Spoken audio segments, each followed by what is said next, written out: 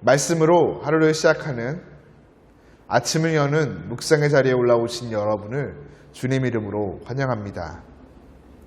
첫 번째로 맞이하는 역사적인 부활주일의 새벽, 막달라 마리아와 요한나, 야고보의 모친 마리아는 준비한 향품을 가지고 예수님의 시신을 넣은 무덤에 이르게 됩니다. 새벽에 여인들이 무덤에 가까이 갔을 때 무덤 입구를 닫고 있던 돌은 이미 굴려져 옮겨 있었고 무덤은 비어 있었습니다. 여인들은 예수님의 시신이 없어진 줄 알고 근심하기 시작했습니다. 여인들은 예수님이 부활하셨으리라고는 전혀 생각하지 못하였죠. 왜냐하면 앞서 부활을 예고하셨던 예수님의 말씀들을 잊었기 때문입니다. 그렇습니다.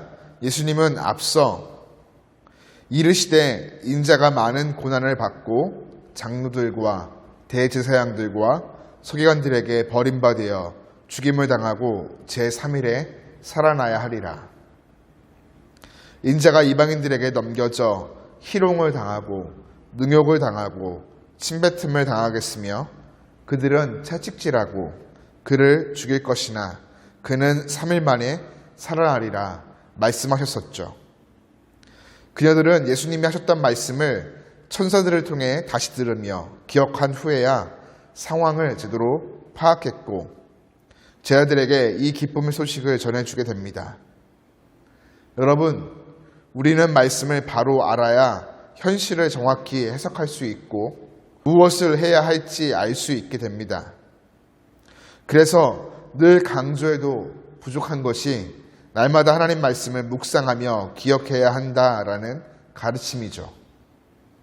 하나님의 말씀을 묵상하며 기억함에 중요한 전제가 있다면 바로 하나님의 말씀 앞에, 그 권위 앞에 나의 이성과 경험, 현실, 즉 세상으로부터 주어지는 눈에 보이는 것들을 겸손히 내려놓아야 한다는 것입니다. 제자들은 예수님의 부활에 대한 말씀을 이미 들었고 여인들이 전해준 이야기도 들었지만 예수님의 부활을 믿지 못했습니다.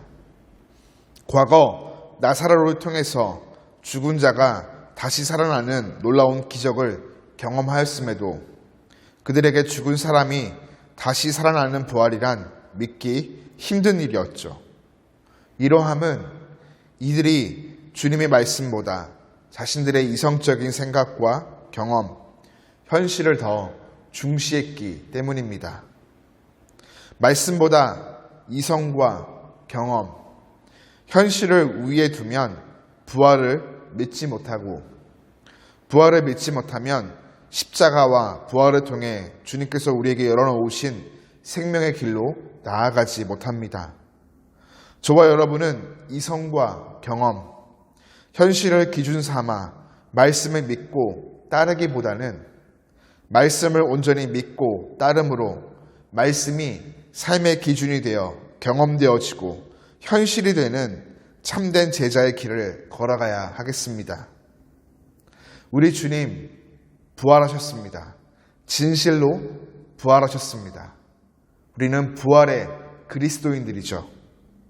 부활하신 주님 오늘도 우리와 함께 하시며 우리에게 말씀을 따르는 믿음의 삶 살아가라 요청하십니다.